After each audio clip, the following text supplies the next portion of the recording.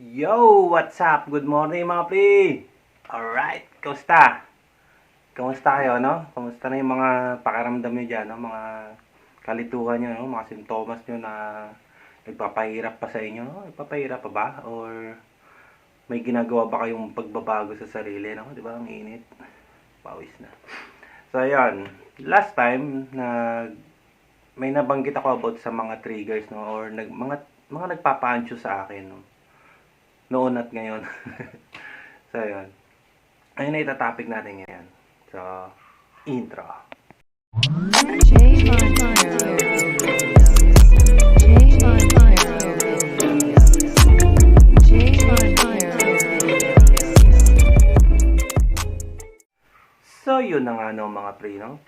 Ano ba yung mga nagpapa-anxious sa akin? O nagpapalabas nung simptomas ko, no?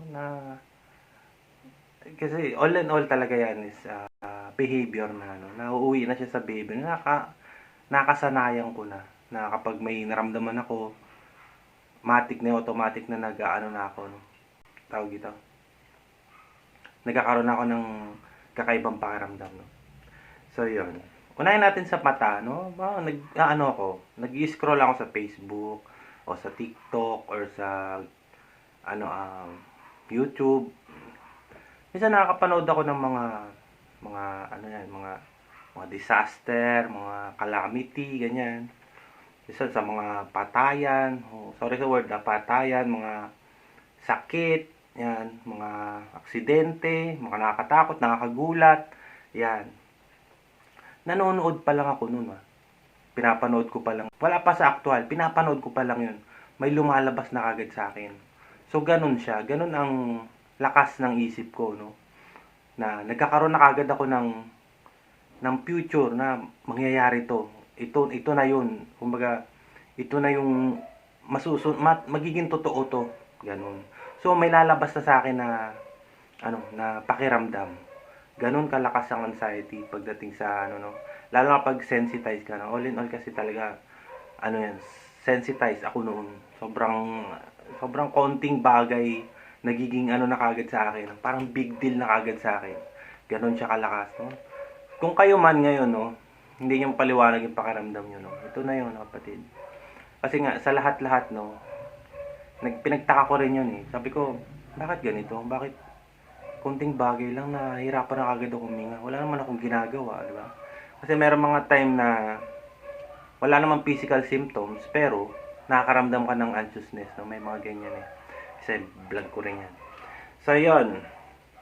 Sa pandinig naman, minsan malakas na tunog, malakas na sounds, or nakakagulat na tunog. Yan.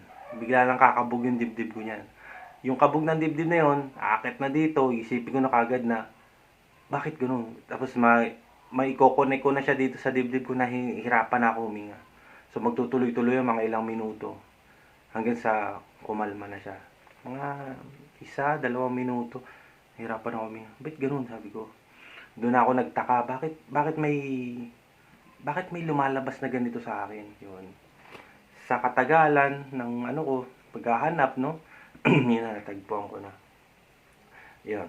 Mabilis akong marindi. Alam niyo yung pag sobrang lakas ng tunog, sobrang nakakagulat. Yan. Bigla na lang ako parang manginginig ng kaunti. Kasi nagkakaroon ako ng pagiging irritable, no? Sabi ko, patayin nyo nga yan. Tapos, lalayo na ako doon sa tunog na yun, sa malakas na tunog, mga nag-uusap na, Kasi sa atin, sa ating mga may anxiety, no? Lalim kasi pagpapaliwanag ko pa pagdating sa fight, flight, freeze, eh. Iksiyan natin. Halimbawa, yun sa tenga natin, kapag nasa danger tayo, active yan. Lahat ng mga sa konting kaluskos, maririnig na yan. Gaya ng mga sinuunang tao, di ba? Mga cavemen nung araw. Konting galaw lang, konting kaluskos na gigising na sila, maging active na sila kasi naka-ready sila para dun sa future threat, yung magiging parang merong panganib sa paligid. So yung way ng katawan nila, yung sa atin din, way ng katawan nila, tutulungan sila para i-save sila sa danger na yun. Merong merong malaking leon na paligid-ligid dyan sa kuweba nila, no? Siyempre, habang nakahiga sila o natutulog o ano, konting tunog, maano na lang, magigising na sila, no? Ganon tayo. Kaya yung sensitization, ano yun, natural lang din sa katawan yun. Yun nga lang, siyempre, na parang naano na siya nag-breakdown na bumagsak na tayo nauwi na tayo sa disorder So, yun ang dapat nating maunawaan, no? Parang ano kasi, sa ganitong pagpapaliwanag ko, alas na ipaliwanag ko na to noon pa ako. Kaya kung gusto nyo, kasi sobrang dami ko na kasing video Ang hirap din kung papanoorin nyo yun mula 1 hanggang ngayon. Nako. Good luck. Kaya, kung may time lang naman kayo, no? Kasi ang mga video ko is, mahina na nga yung 10 minutes sa akin. Ang haba. Para lang kasi ako nagkukwento, no? Ganito yung paraan ko Ganito ako mag-vlog Kaya, magpasensyaan nyo na, no? Kung ano man yung masabi ko, kung ano man yung ano ko. Basta, gusto ko maunawaan nyo, no? So, yun. Dami sinasabi, no? Kaya malakas at tunog. Sunod natin sa pang-amoy, no? Minsan, yung mga, tawag dito, mga pabango, gaya ng kapatid ko. Minsan, nagpapabango yun. Na ano na ako. Pag naamoy ko yun, hindi ako makahinga. Yan na, lumalabas na naman yung hirap ko sa paghinga. Gagawin ko, lalayo ako. Sobrang tapang naman ng amoy, ng ano mo. Yan, ganun din yun sa fight flight freeze. Halimbawa, di ba yung alam niyo yung mga nag-hunting na mga ngaso, gano'n? Amoy nila yan. Kung nasaan yung prey, kung nasaan yung kalaban or ano. Masisense nila yan. Halimbawa, yung kalaban mo is, ang hirap ipaliwanag. Yun sa pang-amoy nga, no? Maamoy nila kung nasaan yung danger. Yun. Magkakaroon tayo ng, magiging active yung mga senses natin, no? Yun, ganun na nangyayari sa akin noon. Kaya, sobra-sobra ako mag-anxious. Sobra akong nakaramdam kagad ako, konting trigger lang, lalabas na kagad siya. Nahirapan na kagad ako huminga. So, yun yung naggumulo sa isip ko na bakit ganito? Yung mga tanong ko noon bakit ganito? Bakit ganito nangyayari sa katawan ko? Konting bagay, konting amoy, konting ano lang, na ano na ako, tapos lalabas na si irritability, yung parang naiinis na ako, gano'n. Bakit ganito? Minsan nagagalit na ako. Natural lang sa tao magalit, no? Yun. Tapos naiinis ako sa kapatid ko minsan. Sabihin ko, dito ka pa nagpapabango sa harap ko. Ganun siya. Mabango naman Sa'yo mabango, pero di ba? Sunod. Ayan nga, hirap na ako huminga, no? Minsan sa banyo lang, makukulong, magsasara lang ako ng banyo, hindi na ako makahinga. Inisip ko kagad, ang liit ng banyo namin. Konti lang yung hangin, yun. Bigla na lang papasok sa utak ko na mahirapan ako huminga. So, nahihirapan talaga ako huminga. Kasi nga, nandun yung manifestation. No? Kung ano yung inisip mo, yun yung mangyayari sa'yo. Yun yung lalabas sa'yo. No? Tapos nasusundan pa ng takot dahil nga, although nakakaano lang naman, ordinaryo lang, baga common lang naman yun. Ang problema lang natin is nasusundan natin ang paniniwala na totoo yun. Dahil nga umuulit siya. No? Nahirapan ako huminga dito sa banyo. Ang liit kasi walang hangin dito. Konti lang, maliit lang yung bintana. Di ba? Ang gagawin, bubuksan mo yung pinto para makahinga ka. Ganun din, sa kotse, ganun din. Ayoko nung nakasara yung bintana. Paano kung aircon, di ba? Wala kang magawa, di ba? Hinga ka na lang. Papakalmahin mo yung sarili mo, no? Hindi ka nila kakausapin, no? Hindi ka pwede magsalita kasi naghahabol ka na nga ng hininga, kakausapin ka pa, di ba? Ang ginagawa ko nun, tahimik na lang, no? So, ganun ako ka-sensitize nung, ganun kabilis ako maging anxious nung dati. Sunod, sa panlasa, no? Yan, mga maalat, maasim, sobrang tamis, matataba, mga mantika. Triggered ako dyan, kapatid. Automatic na kapag kumain ako nito, nakalasa ako ng ganun, may mangyaring masama sa akin. Magkakaroon ako ng problema sa katawan, no? Yan, sa alat, di ba? Magkakaroon ako sa bato. Automatic na yun. Nandun na yung behavior ko na kapag merong ganito, merong maalat, nakakalasa ako ng ganun, yun na, diretso na kagad doon. So, Ganun ako ka-sensitize noon. Ganun ako, sobrang katakot noon. Takot na takot ako sa mga ganun. Pero sa ngayon kasi, 'di ba? Ano na, ano na 'yan sa akin. Pero syempre control pa rin. Nandun pa rin yung pag-control. Ang alam mo, kung sobrang ano mo sa alat, kumain ka na ng asin, 'di ba? So, yun. Alam niyo ba yung pag-inom ng soft drinks? Na-anxious din ako diyan. Ba, inom ka ng soft drinks sa baso. Tapos nasamid ka ng kaunti. Yun na, lalabas na kagad yun.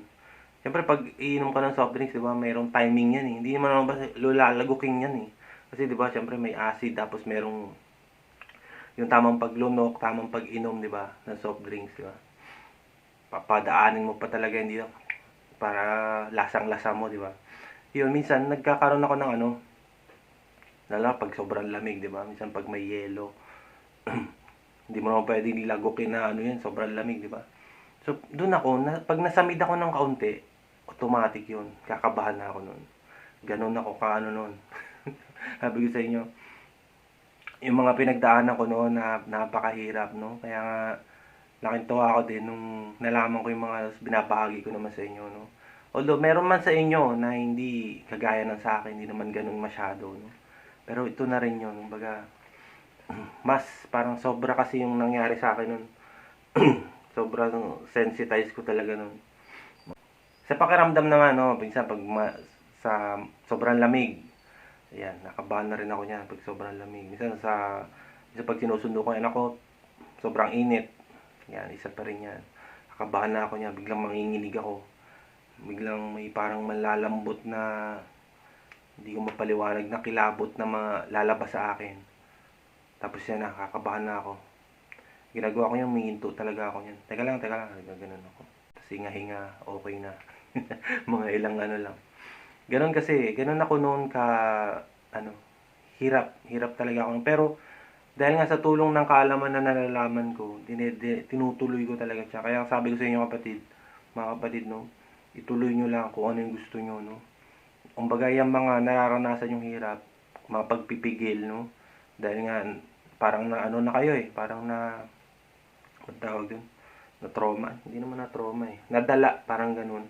Dahil baka pag lumabas ako, mangyari uli sa akin yung nangyari sa akin noon. Ma-hospital ako, di ba? Nandun na eh. Yun na, nagkakaroon na ng avoidance. Huwag kayong matakot, kapatid. Tuloy nyo lang. Alalahanin nyo lang yung lahat ng mga natututunan nyo. Lahat ng mga nalaman nyo. Yun. Yun ang ano kasi dyan. Ayan ang pangahawakan nyo eh. Yung ano na yan. Tsaka yung patunay na kapag ginawa ko to, okay lang. Walang problema dito. Hindi naman to delikado. Oo, nandun yung masamang pakaramdam, pangit na pakaramdam. Pero hanggang dun lang yun. Lilipas yun, kapatid. Huwag mo lang susundan ng takot. Takot na ginagamit mo yung isip mo na. Yung thinking mind mo na ganun siya. Na ganun ang mangyayari. Kasi yung thoughts, bukod pa yan sa ano eh, pag-iisip na ikaw na ang nag-iisip, no? Lalim. Ayan. So, all in all, no, mga kapatid, dahil na rin dun sa ano ko, no, dahil na rin dun sa mga pakiramdam ko na yun, na bakit ganito, bakit ganyan mga tanong ko, no. Siyempre, nung una, naghahanap ako, nagtatanong pa ako sa mga ano, kasi hindi nila nasasagot eh. Hindi nila nasasagot bakit ganito, bakit ganyan. Kaya hinahanap ko siya. May mga vlogger akong tinatanong, hindi naman nagre-reply eh. Hindi nila masagot, no. Kaya napakaswerte niyo mga kapatid, mga nag-chat sa akin, or mga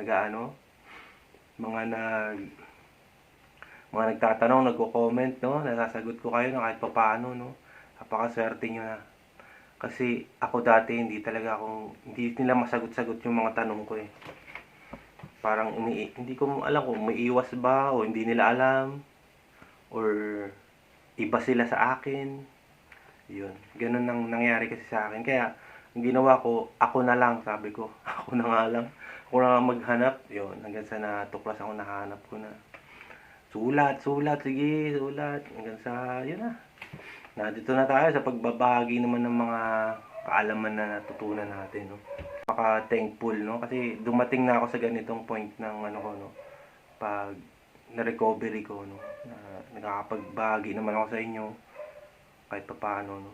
Yan. Kaya napakalaga ng may matutunan kayo, no, malaman nyo kung ano siya, ano ba to, ano bang ganyan. Kasi ako noon, kahit tanungin ko itong vlogger na to, kahit tanungin ko itong isang YouTuber na to, hindi naman nagre-reply, hindi ako nasasagot.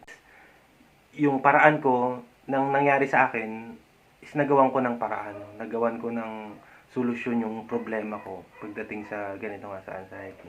So, yun, nakilala ko na nga si Clarice ng mga time na yun, no? Na lamang ko na yung method niya, no? Ay, ganito pala. Kaya pala ganito. Isa naunawaan ko na, no?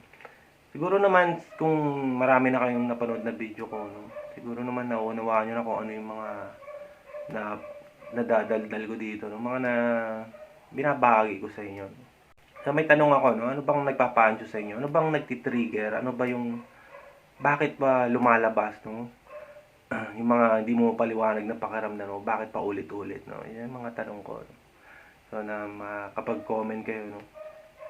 So, yun. Shoutout nga pala kay Rolando Aniban sa anak niya at sa anak niya na si Miraflor Aniban ng Tokyo, Japan, no?